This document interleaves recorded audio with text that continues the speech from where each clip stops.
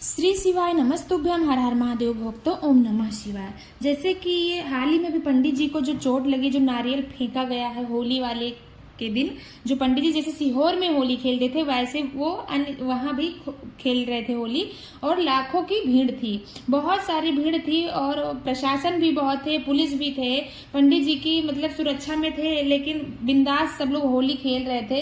अचानक पता नहीं कहां से नारियल आया ऊपर की तरफ से कि पंडित जी के सर में चोट लग गई। तो ये नारियल आया कहां से, कैसे आया? जितनी भी सीसीटीवी कैमरे लगी थी, सारे सीसीटीवी कैमरे को फोटोज को खंगाला जा रहा है, देखा जा रहा है कि किस तरफ से किसने फेंका है ये नारियल। अब किसी ने पंडित जी के प्रशासन से ही मतलब किसी ने इंस्टाग्राम पर डाला है कि पंडित जी की अब हालात कैसी है, तो उन्होंने बताया है कि पंडित जी की अब हालात ठीक है, 100 में 70% पंडित जी ठीक हो चुके हैं। पंडित जी कथा कहेंगे कि नहीं कहेंगे वो खुद बताए हैं इस वीडियो में। पंडित जी जैसे ही ठीक हो जाएंगे वो कथा जरूर कहेंगे। लेकिन सबसे पहले ये बात बता रहे हैं कि ये जो फोटेज के बारे में, जो नारियल फेंका गया वो कैसे फेंका गया है।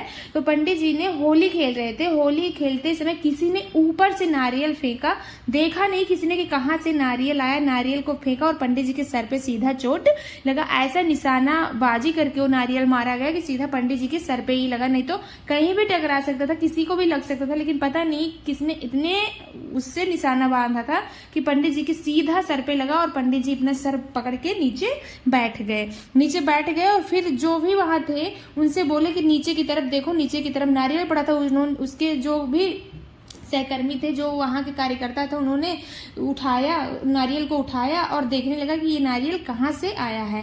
अब वहां जो भी रोड की साइड घरों में जितनी भी मतलब पास में सीसीटीवी कैमरे लगे थे, उस सारे सीसीटीवी कैमरे को खंगाला जा रहा है कि ये फोटोज मतलब देख रहे हैं कि कहाँ से ये नारियल आया है। तो सबसे पहले मैं आप लोगों को तो बता देती हूँ कि जो पंडित जी की हालत में सुधार हुई है, 70% पंडित जी ठीक हो गए हैं।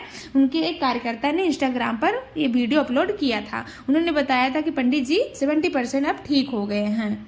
आप लोगों से यही एक विनती है कि पंडित जी के ठीक होने के लिए आप लोग भी अपने घर पर छोटी छोटी उपाय हैं, जो पंडित जी बहुत सारे उपाय बताए हैं, स्वास्थ्य को लेकर, बीमारी को लेकर बहुत सारे उपाय बताए हैं। तो आप लोग पंडित जी के लिए अपने घर पर ही छोटा छोटा उपाय कीजिए, भोलेनाथ से कृपा करिए, भोले बाबा से बोलिए, फिर पंडित जी को, गुरु जी को बहुत शीघ्र ही ठीक कर दें। क्योंकि पंडित जी की हालत में 70% सुधार हो गया और पंडित जी के लिए देश में नहीं कह सकते, विदेशों में भी बहुत सारे हवन हो रहे हैं, बहुत सारे पूजा हो रहे हैं, बहुत सारे उपाय भी हो रहे हैं।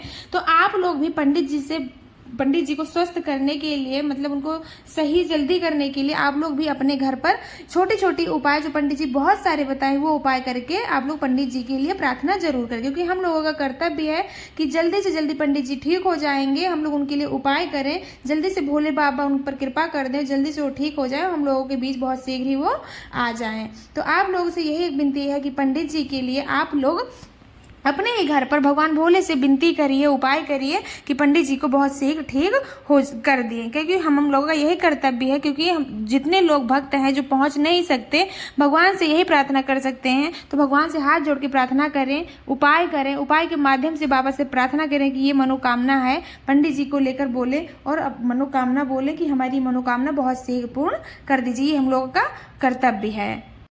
तो गुरु जी पूज्य पंडित प्रदीप मिश्रा जी के लिए आप लोग प्रार्थना करें, भगवान भोले से प्रार्थना करें। और जो भी वो नारियल फेंका गया है उसके बारे में जांच हो रही है, देख रहे हैं, सीसीटीवी कैमरे फोटो चेक कर रहे हैं, कहाँ से आया है, कैसे आया है, किसने किया है।